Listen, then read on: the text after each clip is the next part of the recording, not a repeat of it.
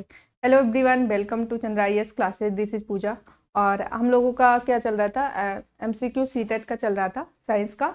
और आज set number 5 है और उसके आगे मैं कंटिन्यू करती हूँ, ठीक है। ओके, तो हम लोग स्टार्ट करते हैं, ठीक है। जैसे यहाँ पे क्वेश्चन है, एक चुंबक दो टुकड़ों में टूट गया और अगर इन दोनों टुकड़ों को पास में लाया जाए तो दोनों एक दूसरे को आकर्षित करेंगे, ठीक है। जैसे एक चुंबक है, सॉरी, एक चुंबक है, ठीक। और ये चुंबक जब दो टुकड़ों में टूट जाता है, देखिए नॉर्थ, मैंने कहा चुंबक के पहले बताया नॉर्थ साउथ होता है, मतलब इसका जो डायरेक्शन होता है। और जब ये टूटता है तो फिर से इसके, सपोज दैट यहाँ से टूटा, फिर यहाँ पे नॉर्थ है तो यहाँ अपने आप साउथ आ जाएगा, और ये साउथ वाला यहाँ अपने आप आ जाएगा, यहाँ नॉर्थ हो जाएगा, ठीक है। तो यहाँ पे देखो क्या, एक दूसरे को आकर्षित करेंगे, जानते हैं जब विपरीत दिशा में होंगे तब एक दूसरे को आकर्षित करेंगे, और जब उनके सेम दिशा जैसे नॉर्थ नॉर्थ से करेंगे तो ये प्रतिकर्षित करेंगे, ठीक है। ये होगा ऑप्शन। तो जब हम लोग चुंबक को काट देंगे तो नॉर्थ इधर है, साउथ अपने आप यहाँ आ जाएगा। अगर इधर साउथ है, सॉरी यहाँ पे साउथ, अगर इधर साउथ है तो यहाँ नॉर्थ अपने आप आ जाएगा। समझ में आया कि चुंबक को आप कितने भी टुकड़े कर दो, अगर नॉर्थ इधर है तो साउथ अपने आप आ जाएगा, साउथ इधर है तो नॉर्थ अपने आप आ जाएगा, ठीक है।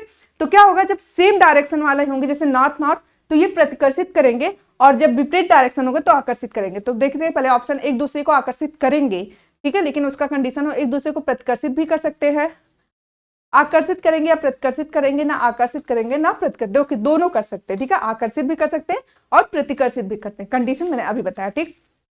आते हैं क्वेश्चन नंबर 2। रीता किसी पात्र में अचार रखना चाहती है, इसके लिए सबसे अच्छा पात्र कौन है, ठीक है। ओके, एल्युमिनियम, देखिए एल्युमिनियम होगा तो इससे भी रिएक्शन होगा, ठीक। कांच, तांबा, पीतल, देखिए ये सब धातुएं हैं और धातुएं एक्शन करेंगी। कांच आपका अधातु है इसलिए कांच पे कोई रिएक्शन नहीं होगा, इसलिए कभी भी अचार को कांच के बर्तन में रखना चाहिए, ठीक है। हम लोग आते हैं क्वेश्चन नंबर 3 पे। देखिए क्वेश्चन थोड़ा बड़ा है पढ़ने में, ठीक है, ध्यान से देखिए। नीचे गए कथनों को पढ़िए और सही विकल्प देखिए, ध्यान से कथन को पढ़ना है, ठीक है। एक मेज पर हल्के से आघात किए जाने की तुलना में हमें तब अधिक प्रबल सुनाई देता है जब जोर से आघात करें, जब तेजी से मतलब हम लोग चोट करते हैं तो हमें ज्यादा सुनाई देती है। जानते हैं इसका रीजन क्या होता है? इसका रीजन होता है कि इनकी आवृत्ति, जैसे आवृत्ति जिसमें जब प्रबल ध्वनि की जो आवृत्ति होती है, चलिए पहले पढ़ लेते हैं। पहले प्रबल ध्वनि अधिक दूरी तय कर सकती है, ये तो कोई ऑप्शन ही नहीं होगा, ठीक है। प्रबल ध्वनि अधिक दूरी का कुछ नहीं, जब ध्वनि करते हैं तो ऐसे आवृत्ति होती है, ठीक है। तो आवृत्ति से ये रिलेटेड है, क्योंकि यह अधिक ऊर्जा से संबंधित है, नहीं ये गलत है। प्रबल ध्वनि की आवृत्ति धीमी ध्वनि से अधिक होती है, ठीक है। जो इसकी आवृत्ति होती है ये ज्यादा होती है जो कि धीमी ध्वनि से, ठीक है। इसका रीजन क्या होता है? आवृत्ति होती है, ना कि ऊर्जा भी नहीं है और ये दूरी उरी कुछ नहीं है, इसका कोई कंक्लूजन ही नहीं है, ठीक है। तो आपके ऑप्शन नंबर 3 का आंसर क्या होगा, देखिए पढ़ते हैं। R&2 पहले गलत हो गया, R1 एंड R2 दोनों से ये भी गलत हो गया। R1 सही है और एक ही सही व्याख्या करता है, ये सही है, केवल R2 सही है, R2 नहीं सही है, ठीक है। तो ऑप्शन नंबर 3 का आंसर होगा C। मछलियों के शरीर की सतह को सूक्ष्म जीवों से होने वाले क्षय को किस चीज की उपस्थिति रक्षा करती है? ओके, सल्क, ठीक है, श्लेष में झिल्ली या परत, मीन, पक्ष, ये तो है नहीं, चर्बी है नहीं। देखो सल्क, स्केल्स, और एक होता है श्लेष में झिल्ली, तो स्केल्स नहीं होगा, होगा श्लेष में झिल्ली या परत। ओके, तो 4 का होगा बी, ठीक, जो मछलियों का सूक्ष्मजीवों से रक्षा करती है, ठीक है। नेक्स्ट, निम्नलिखित में से कौन एक संश्लित या कृत्रिम सूचक? ओके, जैसे हल्दी का घोल, लिटमस का घोल, ठीक है, मिथाइल ऑरेंज का घोल, और चाइना रोज। चाइना रोज जानते हैं, गुड़हल के फूल को कहते हैं चाइना रोज। क्या ये आपका जो गुड़हल का फूल होता है, तो ये भी तो नेचुरल हुआ ना। लिटमस पेपर आपके लाइकेन से प्राप्त होता है, ये भी नेचुरल हुआ। हल्दी का घोल तो नेचुरल हुआ, तो क्या बचा आपका मेथिल ऑरेंज। मेथिल ऑरेंज जो है एक संश्लेषित, ऑप्शन नंबर C सही होगा, ठीक है। ये सब मैंने समझाने के लिए बताया, ये सब नेचुरल है, ये तीनों नेचुरल है। ये मेथिल ऑरेंज का जो घोल है एक कृत्रिम सूचक है, ठीक है। लिटमस पेपर का घोल, ये सब जो हमें क्या बताता है, एसिड बेस का परीक्षण जिसे होता है। Okay, question number 6। आदिति अपने मित्र को एक गुप्त संदेश भेजना चाहती है, उसने अपने मित्र को एक पत्र दिया, ठीक है। ओके, जिसमें कुछ भी लिखा हुआ दिखाई ना दे, दे रहा था, ठीक है, उसमें कुछ दिखाई नहीं देता, मतलब यहाँ पे एक रिएक्शन की बात हो रही है। उसने अपने मित्र से कहा कि वह कागज पर चुकंदर का रस मतलब मल दे, ठीक है, जिसके बाद गहरे लाल रंग का संदेश दिखाई देगा। जैसे ये अपने में बताया कि एसिड बेस का परीक्षण, उससे ये भी रिलेटेड है। अदिति के संदेश लिखने वाले निम्नलिखित में से किस पदार्थ का प्रयोग किया गया होगा? नमक का तो नहीं है, ग्लूकोज का घोल बिल्कुल नहीं, नींबू का रस, बेकिंग सोडा, ठीक है। देखिए यहाँ पे वो एसिड बेस का परीक्षण की बात किया गया, ठीक है, तो यहाँ पे बेकिंग सोडा का यूज किया जाता है, ठीक है, नींबू के रस का भी नहीं यूज होता है, ओके। और साधारण नमक तो आप ऐसे क्वेश्चन देख के भी समझ सकते हैं, ग्लूकोज के घोल का कोई परीक्षण नहीं होता है, ग्लूकोज के घोल में आपका स्टार्च का परीक्षण होता है, तो स्टार्च की परीक्षण होता है, ठीक है, आयोडीन टेस्ट, ठीक है, ग्लूकोज से, तो ये इससे रिलेटेड है। नींबू का रस से कोई मतलब ही नहीं है, साधारण नमक का भी कोई मतलब नहीं है, ग्लूकोज का है, अगर स्टार्च परीक्षण है, आयोडीन टेस्ट, तो इसका आंसर क्या होगा? Baking soda, okay. शरीर की गतियां जोड़ों की गति से जुड़ी हुई है। स्तंभ ए में दी गई शरीर की गति और स्तंभ बी में दिए गए गति के लिए उत्तरदायी। अच्छा, इसमें ये करना हम लोग को मैच द कॉलम करना है, ठीक है।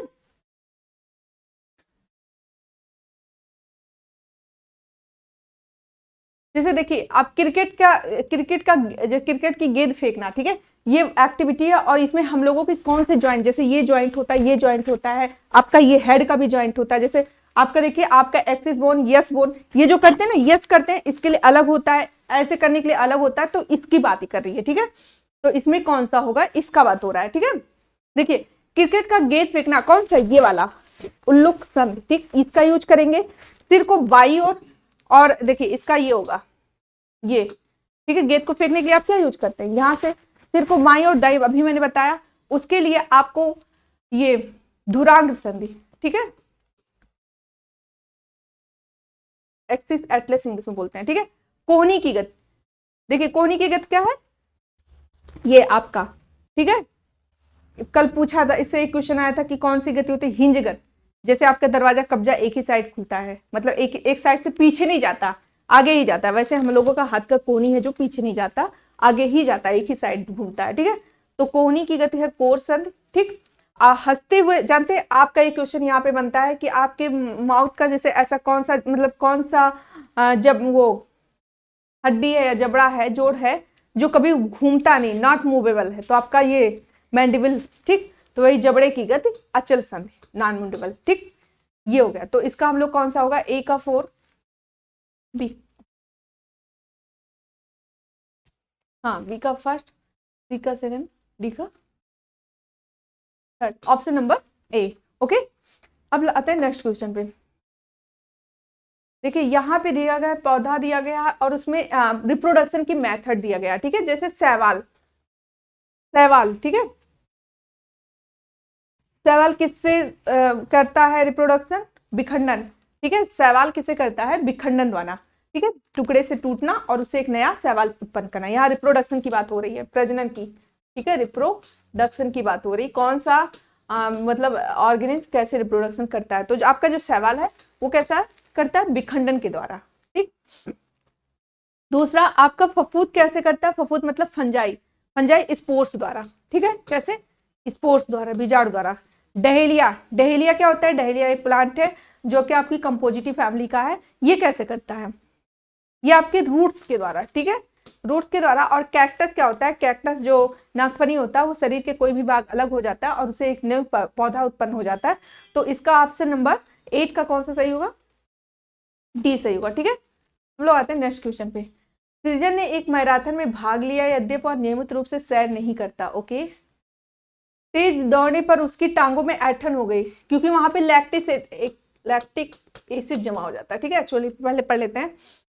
फिर गर्म जल उष्मक में पैर रखने पर उसकी इस अवस्था में सुधार हुआ क्योंकि बी पूर्णतया सी और डी में। देखिए क्या होता है, जैसे हम लोग कभी काम करते हैं अगर अपने हाथ को ऐसे करके बैठे रहते हैं, ठीक है, उसमें क्या होता है कि जब हम लोगों को बराबर एनर्जी ऑक्सीजन नहीं मिल पाता, जैसे हम लोग तेज दौड़ते हैं, ठीक है, तेज दौड़ते हैं तो हम लोगों को क्या होता है, एक लिमिट तक हम लोगों की लिमिट तेज दौड़ने की होती है। उसके बाद क्योंकि हमारे एटीपी का स्टोर रहता है, ठीक है, ग्लूकोज से डायरेक्ट आपका चेंज होता रहता है एटीपी पर। लेकिन एक स्टेज के बाद जब एटीपी खत्म हो जाता है वहां पे क्या होता है? Lactic acid. तो ये कह रहा है जैसे ये हम लोग हाथ ऐसे किए रहे तो यहाँ पे लैक्टिक, जब बहुत देर तक किए रहो तो दर्द होता है। क्यों दर्द होता है? क्योंकि आपका ग्लूकोज बराबर कन्वे नहीं हो पा रहा है और यहाँ पे लैक्टिक एसिड जमा हो जाता है, और फिर यही जब हम हाथ सीधा कर लेते हैं तो यही लैक्टिक एसिड फिर से CO2 और H2 में टूट जाता है, जिससे हमें फिर आराम मिलता है, फिर से हमारी मैकेनिज्म चलने लगती है। तो सेम वही प्रोसेस यहाँ का है, ए आंशिक रूप से बी में टूट गया, क्योंकि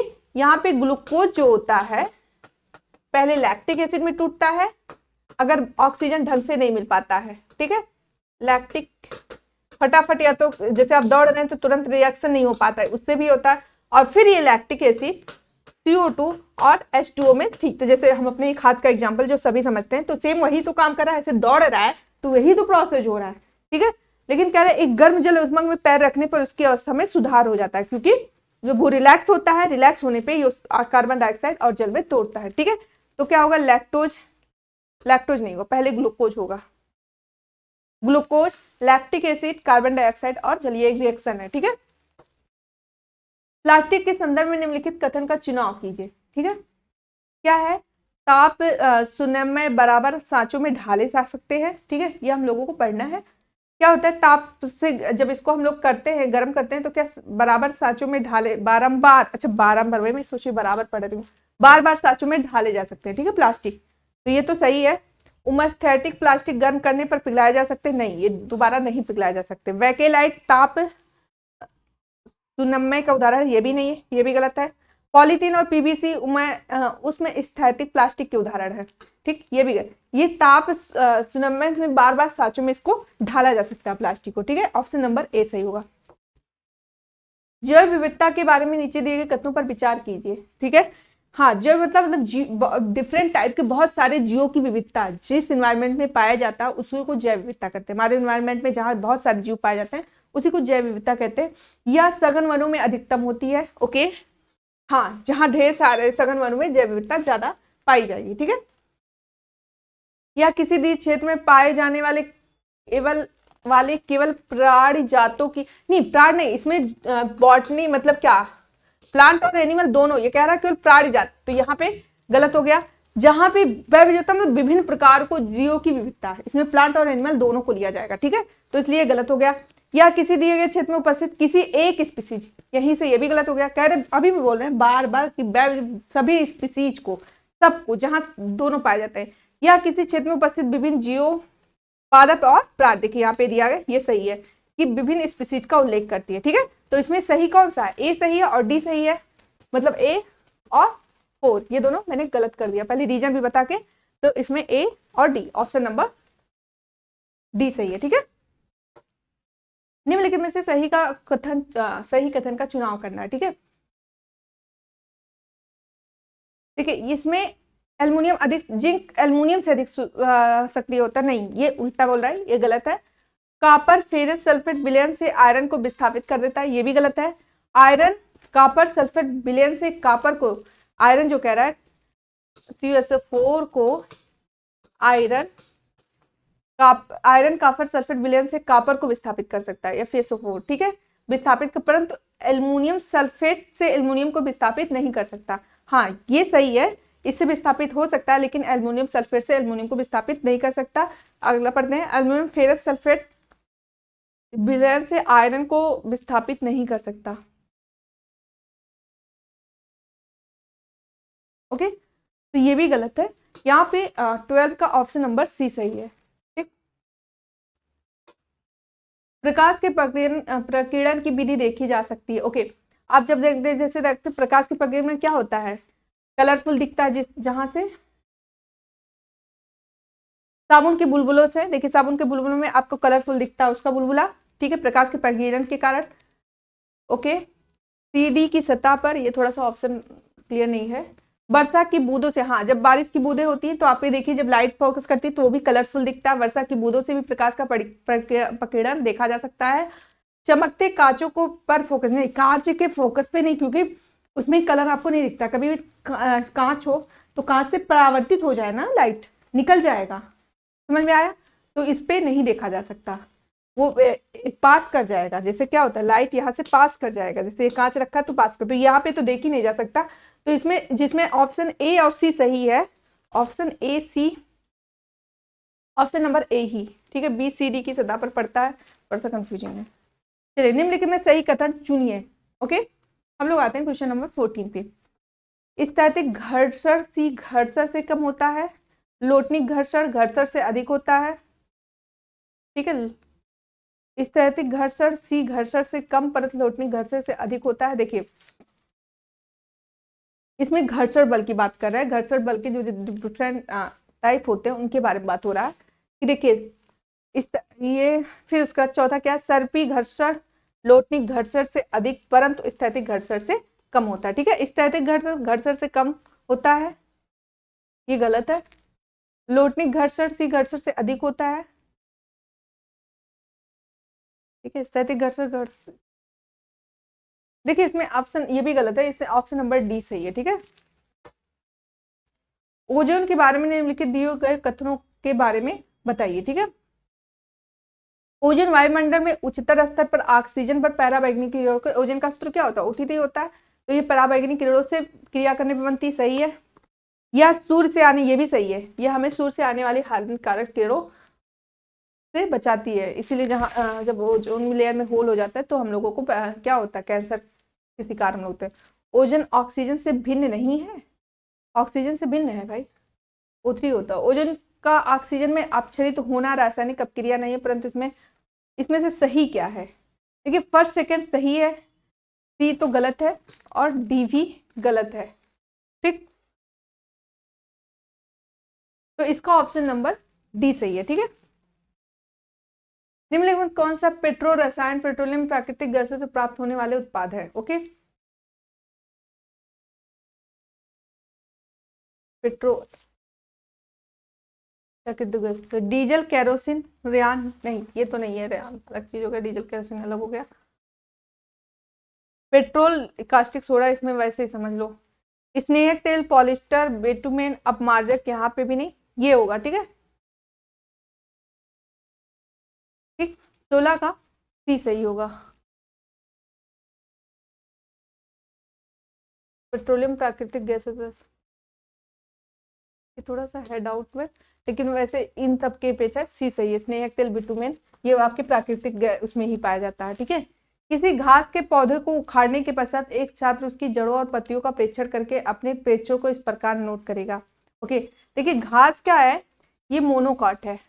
ठीक, मोनोकॉट, डाइकॉट में क्या होता है, डाइकॉट में टैप रूप होता है, मोनोकॉट में रूट ऐसे होता है। ठीक है, अरे इसको कहते हैं मूसलाजड़, हाँ मूसलाजड़ कहते हैं, और इसको कहते हैं झकड़ा जल। ठीक है, एडवेंटेटियस रूट को। ठीक है, तो मोनोकॉट में और डाइकॉट में क्या डिफरेंस है, इसको ओपन करने पे दो पार्ट में डिवाइड है, जैसे आपकी दाल चना ये सब चीज। ठीक, तो ये मोनोकॉट है जो घास है, तो मोनोकॉट की जड़ ऐसे होता है। ठीक है, जड़ ऐसे होता है, रेशेदार जड़ें होती हैं। ठीक है, और जो इनकी पत्तियां होती हैं, देखिए इनकी पत्तियों पे ऐसे समांतर पत्तियां होती हैं, और जो डाइकॉट पत्ती, जैसे आप आम का बीज ले लीजिए, ऐसे होती है उनकी पत्ती, समझ में। तो ये डिफरेंस है दोनों के पत्ती, और ये क्या कर रहा है, इसमें पत्ती और सिरा विन्यास के बारे में ही पता ऐसे। ठीक, और मोनोकॉट में देखिए ऐसे समांतर गया है, आप किसी भी आप बांस देखे होंगे ना, बांस का पत्ता, इसकी पत्ती देखिए ऐसे ही रहता है, लेकिन जो आपका आम के पेड़ का पत्ती होता है ऐसे होता है, और उसकी रूट ऐसे नीचे तक गई होती है, लेकिन इसका रूट कैसा होता है, ऐसे। ठीक, तो अब ऑप्शन पढ़ते हैं, रेशेदार जड़म जलिका रूपी इसको कह रहा है, ये जो आम के पत्ती का जो सिरा विन्यास है, जो प्लांट पे ऐसे से गया। ठीक है, रेशेदार जड़े और समांतर विन्यास, देखिए यही ऑप्शन है, इसके में आगे बढ़ने की जरूरत नहीं है, यही है, रेशेदार जड़े और समांतर सिरा विन्यास। ये किसका एग्जाम्पल है, ये मोनोकॉट का है, ये मोनोकॉट की क्वालिटी है। ठीक, और मूसला जड़े डाइकॉट का, समांतर विन्यास मानते ये सही हो, मूसला जड़े जलिका रूपी सिरा विन्यास, तो मूसला जड़े जलिका रूपी सिरा विन्यास दोनों डाइकॉट का क्वालिटी है। ठीक, निम्नलिखित में से लिखा है इसका आंसर, हाँ, निम्नलिखित में से कौन सा 4 रबी जो ठंडी के महीनों में होगा, रबी की फसलों का समूह है। ठीक, देखिए इसमें हम लोगों को 4 ऑप्शन कौन कौन सा है, चना सरसों मटर गेहूं, चना सरसों धान, ठीक है, मूंगफली सरसों मटर गेहूं। ठीक है, हाँ, उसका चना मक्का धान। ठीक है, तो देखिए इसमें सब ये सब जो किया ये गलत है, तो इसलिए इसमें ऐसा कुछ नहीं, इसमें चना सरसों मटर गेहूं चारों जो आपकी ठंड में महीने में होता है, चारों रबी की फसल है। ओके, राधिका ने 2 एक समान सेलों को श्रेणी क्रम में व्यवस्था को 2 वल्वों को श्रेणी क्रम व्यवस्था से जोड़ती है। एक समान सेलों की श्रेणी क्रम, ठीक है, समांतर क्रम और श्रेणी क्रम 2 क्रम होते हैं, मतलब इलेक्ट्रिक को जोड़ने की दो बल्बों को श्रेणी की व्यवस्था से क्या करना चाहिए कि बल्ब का उद्दीपन मंद हो जाए। ठीक है, देखिए इसमें आपका श्रेणी और समांतर क्रम में जो जब हम लोग सेलों को जोड़ते हैं उसके बारे में बात हो रहा है। देखिए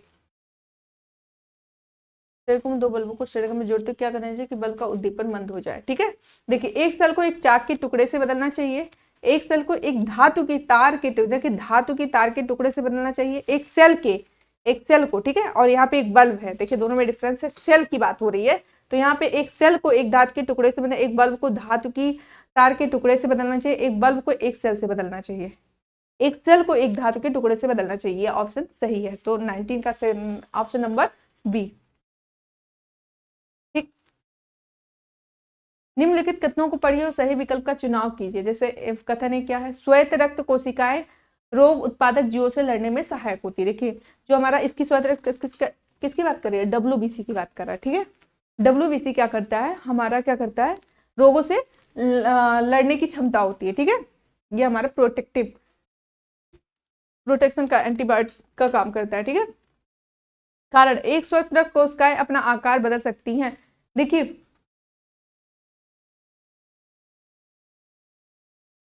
बदल तो सकती हैं,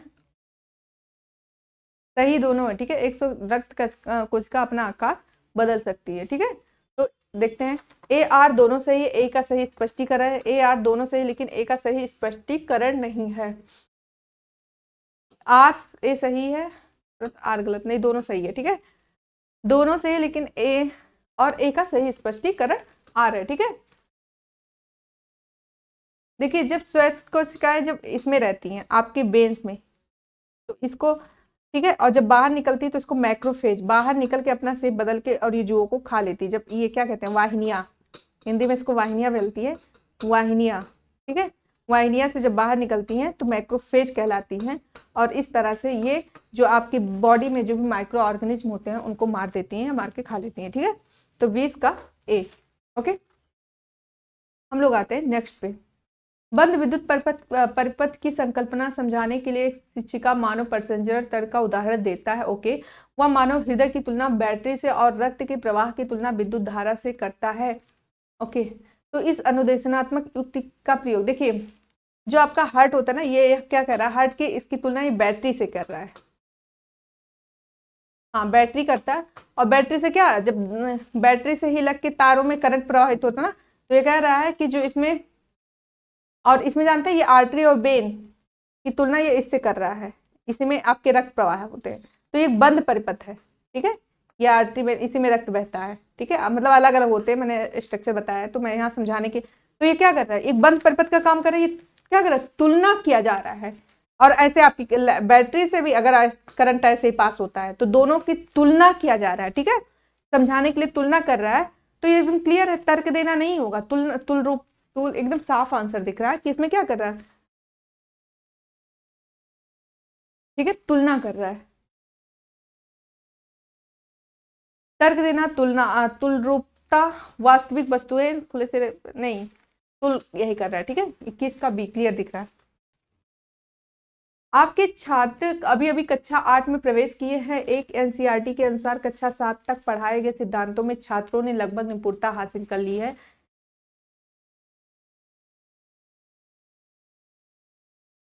तो निम्नलिखित में क्या है जो संभाव्य रूप से वो नहीं कर पाए। ठीक है, थोड़ा सा क्वेश्चन किस पे है, NCERT के अनुसार। ठीक है,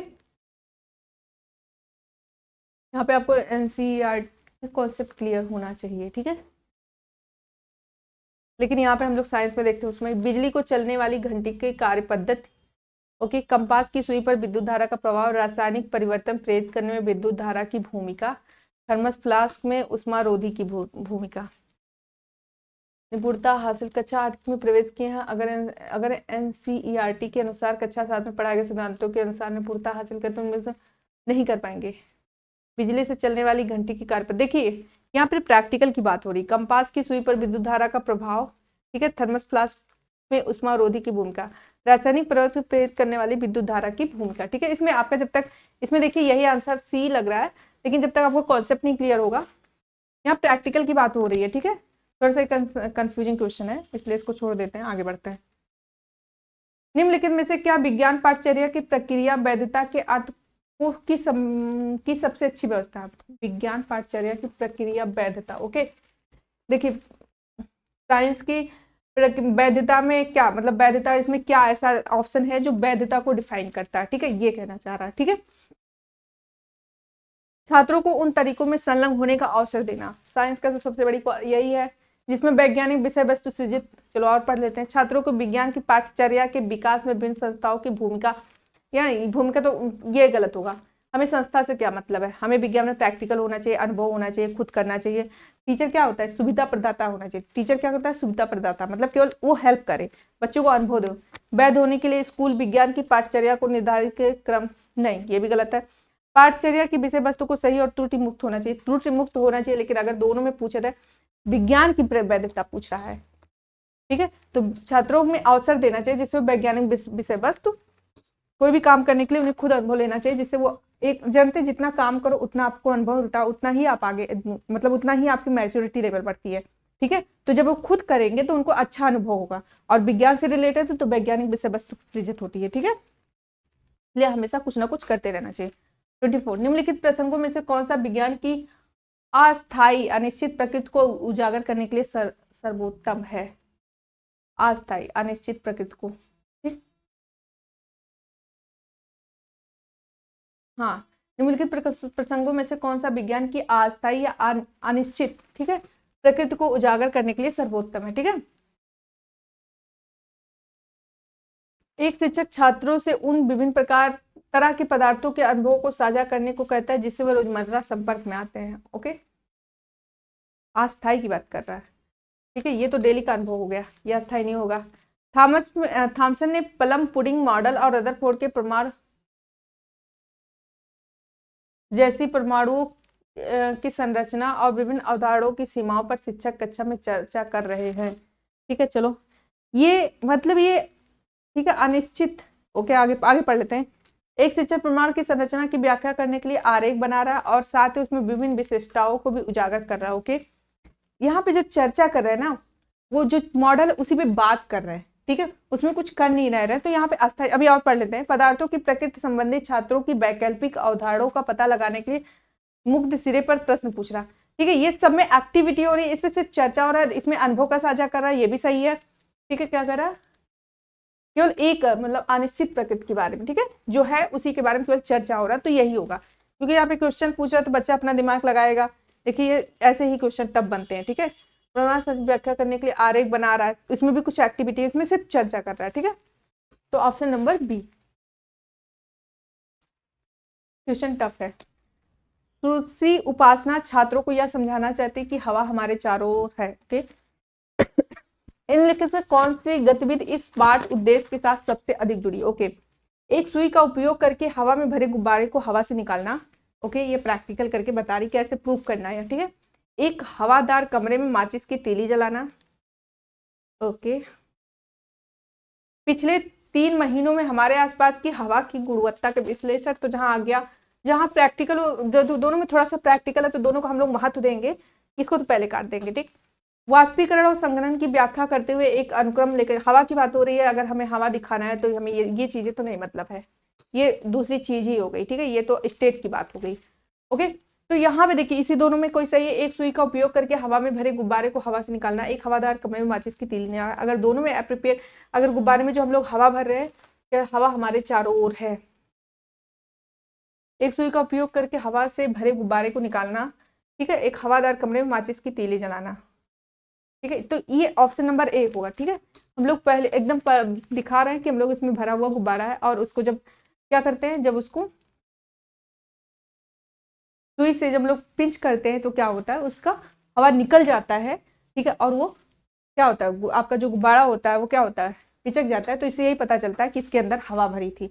तो ज्यादा ये प्रैक्टिकल सही है। ठीक है, निम्नलिखित में कौन एक खुले सिरे वाले प्रश्न का सबसे अच्छा, खुले प्रश्न वाला मैंने जिसमें बहुत सारा आंसर आप दे सकते हो, जिसमें बहुत ज्यादा डिटेल आप सोच सकते हो, वही होगा। ठीक, तो आप पढ़ते हैं। क्या आपको लगता है नीम के पेड़ के जड़ जहाँ क्या आ गया, क्यों आ गया, वो थोड़ा अलग है। जहां आप कुछ अपने बारे में कुछ ज्यादा लिखना हो, डिस्क्रिप्शन हो, जिसमें आप ज्यादा सोच सके, वो ऑप्शन होगा आपका खुले वाला। ठीक है, देखें तो ये क्या वाला तो नहीं होगा, क्योंकि इसका नीम के पेड़ की जड़ खाने की उसका आंसर एक होगा, कम होगा।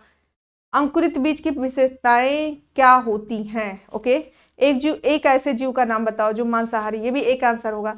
दिए गए खाद्य पदार्थ में कौन सा जानवरों से प्राप्त होता है, ये भी मतलब लिमिटेड आंसर होगा। अंकुरित बीज की विशेषताएं आप लिख सकते हैं काफी, तो इसीलिए आंसर नंबर बी सही होगा। ठीक है, घूर्णन गति की अवधारणा को परिचय देने के लिए निम्नलिखित में कौन सा सबसे ज्यादा उपयुक्त है? अरे पंखा, जहां भी घूर्णन गति है वही है, पहला ही ऑप्शन यहाँ पे साफ दिख रहा है, लेकिन पहले पढ़ लेते हैं। दरवाजे का मूठ, नहीं, जो दरवाजे खींचते हैं।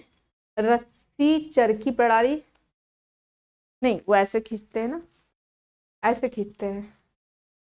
घूर्णन जो ऐसे अपने ही सेंटर पे घूमता रहे, खिलौना गाड़ी, तो पहले पंखे के ब्लेड। ठीक, इसका ऑप्शन नंबर ए होगा।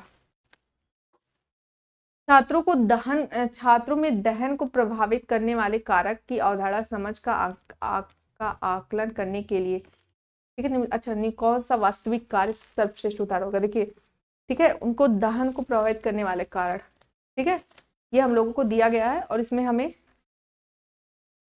कौन सा एक सर्वश्रेष्ठ, मतलब सभी उदाहरण है, और सबसे ज्यादा अप्रोप्रिएट कौन सा आपको लगेगा? ठीक है, एक अलार्म प्रणाली तैयार कर जो पदार्थ के प्रज्वलन तापमान का ये बिल्कुल ही नहीं हो सकता है। ठीक है, समझाएं कि प्राणी और वायु किस प्रकार दहन से, ये भी नहीं हो सकता। समझाने जहां प्रयोग आएगा, अगर चार ऑप्शन में अरे यार प्रणाली तैयार करके हम कुछ भी दहन के बारे में बता सकते हैं, तो वो नहीं माना जाएगा। समझाएं कि पानी, समझानी करो अपने आसपास प्रकृति में मौजूद उन पदार्थों की सूची, यहाँ पे भी सूची बनाना है। इसको पढ़ते हैं, देखते हैं, अभी नहीं कुछ काट कर सकते। आसानी में उपलब्ध चीजों का प्रयोग, क्या मैंने क्या कहा, प्रयोग जहां आएगा वही सही ऑप्शन होगा। ठीक है, तो इसलिए ऑप्शन नंबर डी सही होगा। विज्ञान शिक्षण एवं अधिगम के सामाजिक रचनात्मक प्रारूप के साथ निम्नलिखित में से कौन संरेखित नहीं है? ओके, विज्ञान शिक्षण एवं अधिगम में के सामाजिक रचनात्मक प्रारूप के साथ कौन नहीं है? ठीक है, मतलब कौन नहीं अप्रोप्रिएट है? ठीक है, डी, डी। विज्ञान आधिकारिक स्रोतों एवं आपस में सहयोग करते हैं।